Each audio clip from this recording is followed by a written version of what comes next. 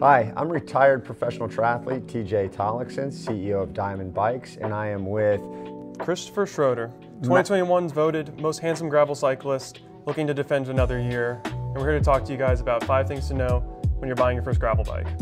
most handsome gravel cyclist. So here we go. He is the crown prince of the Diamond Factory racing team as well. So 5 things to know before you buy your first gravel bike. Number 1 is going to be know the benefits of carbon.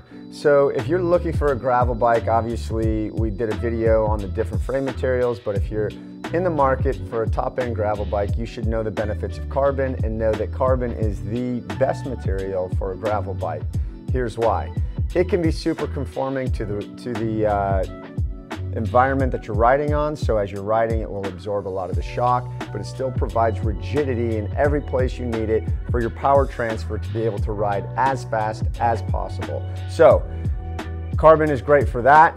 2, carbon is super lightweight, so as you're going up and down hills, carbon is the right material because it has a better strength to weight ratio than any of the other materials. And the last one, not to be forgotten, carbon is just drop dead sexy. It looks way cooler than any of the other materials. There you have it. End of story. So the next thing that we definitely want to go over when you're looking for a bike is like, what is your goals? Why are you buying a bike? What do you want to do with it? I think that people need to think, all right, do they sign up for a race and now they need to kind of buy what they need for that race? Or are they looking at a bigger project of really getting into doing a bunch of gravel races each year? So after you know your race goal, say it's Unbound. You need to know, all right, Unbound requires a certain amount of gear. You need to have a gravel bike that can hold up to a 40mm tire. You need to have a bike that fits you. What if you're not just a gravel cyclist? You're gonna want to be able to work with that bike, to be able to train on the road, to be able to go on your local group ride and ride gravel. So getting something like that in mind keeps it when you go looking for shops, what's a bike that maybe can double as both? Things like that are really helpful. Not to mention when you know your goals, you can kind of set a timeline, think, all right, I'm gonna race Unbound in June. That means I need to get my gravel bike in February so I can have months to prepare on this. And knowing that ahead of time will really help you kind of preparing and getting things in line in time.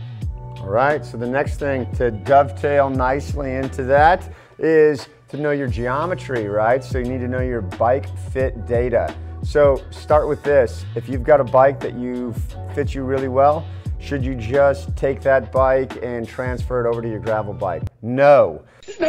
No, definitely not. The requirements for gravel racing are different than road racing and certainly different than triathlon. So where should that first point of contact be? Your bike fitter. Get in touch with your local bike fitter, a really good bike fitter, one that knows the difference between a gravel bike and a road bike and a cyclocross bike and a tri-bike. You can get the best fit, and then that bike fitter can help you determine what size diamond carbide you should have. Exactly, and the simple thing is the Diamond Carbide is a cyclocross bike, it is a gravel bike, and it's a freaking road bike. All right, next topic. What was the next topic? So the next thing that we want to cover is electrical versus mechanical drivetrains. This is going to be an easy one. Don't do mechanic, just don't. It's not worth it. I promise you, it's not worth it. And here's why.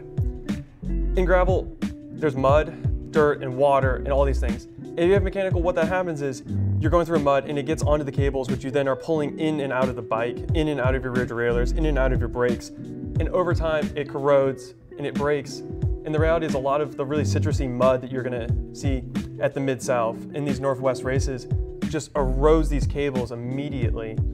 And you're gonna end up finding yourself in a situation where you bought a mechanical gravel bike, you now have to buy a completely new mechanical group set to replace the one that broke at your first gravel race. Versus electronic shifting, you know that every time you hit the button, it's going to shift. It doesn't matter what you're going through, it's gonna move, the chain's gonna come off onto another cog, and you're gonna be able to keep going. You simply need to look long-term. Yeah, like we all know that buying a bike can be intimidating, but the investment that you're making in electronic versus mechanical really is a crucial point of that, because long-term, mechanical is really not set up to handle what goes through in a gravel race. So I think for everyone looking to buy a gravel bike, they need to think long-term, and I think electronic's really the only option. All right, so battery mentality, right? A whole bunch of people are saying, dude, I can't put a battery on there because what if my battery dies? I won't be able to shift. How do you solve that? Well, you could just carry an extra battery with you. It seems like a good one. I mean, the ETAP ones are about the size of, you know, a quarter. I would recommend probably putting an extra one in there. Also, just got to remember to charge it.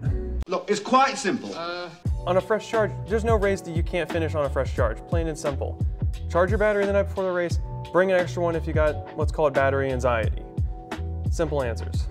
All right, and so the last thing we're going to talk about is the Diamond Carbide can be more than just a gravel bike. And here I just told you that you should get a fit specifically for this bike, and you should because of how you'll be riding it.